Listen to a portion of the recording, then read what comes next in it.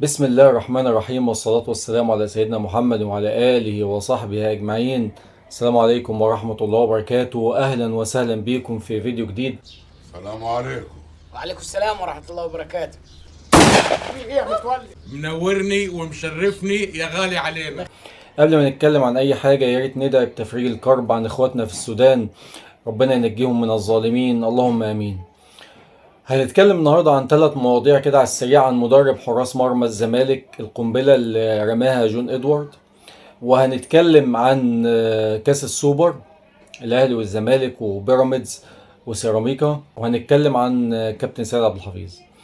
أول حاجة وقبل أي كلام، بص كده أنت، يعني الناس أو المسؤولين في نادي الزمالك يعني بيفكروا بطريقة مقلوبة. نحن نختلف عن الآخرين خالص. حتى لما جابوا واحد زي جون إدوارد ومسكوه النشاط الرياضي في النادي، تمام، بيعمل برضه مصايب وكوارث. يعني انت دايت بيك الدنيا رايح تجيب مدرب حراس مرمى للزمالك كان بيدرب في مكابي تل زفت ومتصور عند حائط المبكى. هو انت دايت بيك الدنيا، يعني مفيش حراس مرمى تاني؟ ايه الذكاء اللي فيكوا ده؟ ايه الغباء المركز اللي في الناس اللي بتختار الكوادر اللي بتشتغل؟ انا بصراحة مش فاهمها، ودي مش اول مرة، يعني قبل كده برضو اتكرر نفس الفكرة في حوار زي كده في نادي الزمالك. الله يخرب بيتك، ده انت غبي غبي غبي غبي. يعني مفيش مدربين حراس مرمى في نادي الزمالك؟ خلاص مفيش كوادر تدريبية في حراس المرمى في نادي الزمالك؟ مفيش كوادر تدريبية لحراس المرمى في مصر خالص؟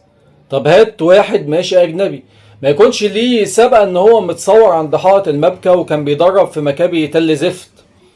يعني انا مش فاهم العقليات بتاعتكم ايه، انتوا فين يا جماعة؟ ولا انتوا عايشين ازاي؟ ولا يعني حاجة غريبة جدا. انا تأكدت دلوقتي ان الغباء في العيلة عندكم بالوراثة.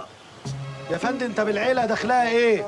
لو انت ما عندكش كوادر في مصر هنا، ابعد يا اخي عن واحد كان بيمرن في مكابي تل زفت، يعني شوف حد غيره. يعني الدنيا مليانه مدربين حراس مرمى، اشمعنى ده يعني وبتمسكوا فيه يعني؟ ولا انتوا مفيش عقليه بتفكر يعني؟ ولا انتوا في ايه بالظبط؟ ناس غريبه جدا يعني. ما علينا. الحشيش تمام؟ ايوه زي الفل يا سيدي الناس. النقطه التانية هنتكلم عن كاس السوبر. بص، مواعيد كاس السوبر مبدئيا هو هيبدأ يوم 6، تمام، اللي هو بكرة.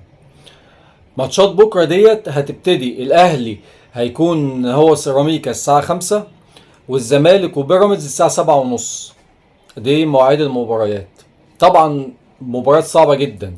سيراميكا متصدر الدوري وعامل نتائج ممتازة، عمل ريمونتادا ماتشه اللي فات. الزمالك ما قداموش حل غير ان هو ياخد كاس السوبر. بيراميدز فايق، فريق متكامل دلوقتي، فصراع رهيب في كاس السوبر دوت. ماتشات الاهلي او ماتشين الاهلي في كاس السوبر اصعب من بعض. في تعاهد بين اللعيبه، ولو اني ما بثقش فيهم، لان هم سوري في اللفظ ما تاخدش منهم كلمه او ما تعتبرهمش رجاله يعني، ان هم ياخدوا كاس السوبر. هي دي كورة، هي دي كورة. طيب الكابتن سيد عبد الحفيظ اول ما وصل هناك الامارات اجتمع باللاعبين، عمل اجتماع مع اللعيبه اول ما وصل هناك الامارات، تمام، واتكلم معاهم في نقطتين. النقطه الاولانيه قال لهم ان شرط عوده المستحقات ان انتوا تاخدوا كاس السوبر. دي النقطه الاولانيه، يعني المستحقات الموقوفه مش هترجع لهم الا لما ياخدوا كاس السوبر. ده رقم 1. رقم 2 او النقطة التانية، ان هو نبه عليهم واكد عليهم ضرورة مصالحة الجماهير بسبب سلسلة النتائج السلبية والاداء الهزلي اللي هم بيعملوه، اللي ما بتتناسبش مع حجم، انا بقولكش بقى النجوم، لا هم مش نجوم، ولا حجم الاسامي لان هم على الفاضي. يا سامي لا تعرف بارد بن حامي. حجم الانفاق اللي بتاخدوه، انتوا بتاخدوا فلوس وفي المقابل مفيش نتيجة. انت عايز ايه؟